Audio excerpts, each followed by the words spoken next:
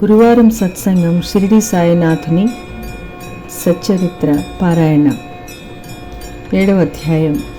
బాబాను దర్శించిన మాత్రమున ప్రజలు శుభమును పొందువారు. కొందరు ఆరోగ్యవంతులగుచుండిరి, అనేకులకు కోరికలు నెరవేరుచుండెను. కంటిలో రసము కాని మందు కాని వేయకనే గుడ్డివారికి దృష్టి వచ్చుచుండెను, కుంటివారికి కాళ్ళు వచ్చుచుండెను. అంతులేని బాబా గొప్పతనమును ఎవరూ కనుగొనకుండిరి. వారి కీర్తి చాలా దూరము వరకు వ్యాపించెను. అన్ని దేశముల భక్తులు షిరిడిలో గుమిగూడుచుండిరి. బాబా ఎల్లప్పుడూ ధుని వద్దనే ధ్యాన నిమగ్నులై కూర్చునుచుండెను.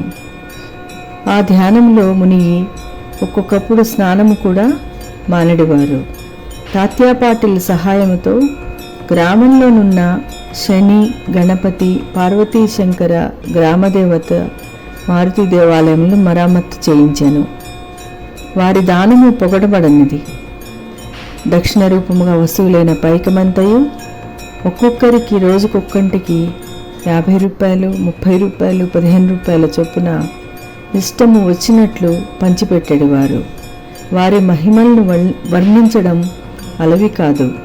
అత్యంత మహిమాన్వితమైన బాబా చరిత్రలో బాబా గురించి ఈరోజు మీతో షేర్ చేసుకోవడం చాలా ఆనందంగా ఉంది. ధన్యవాదములు. సమర్థ సద్గురు సాయినాథ మహారాజుకి జై.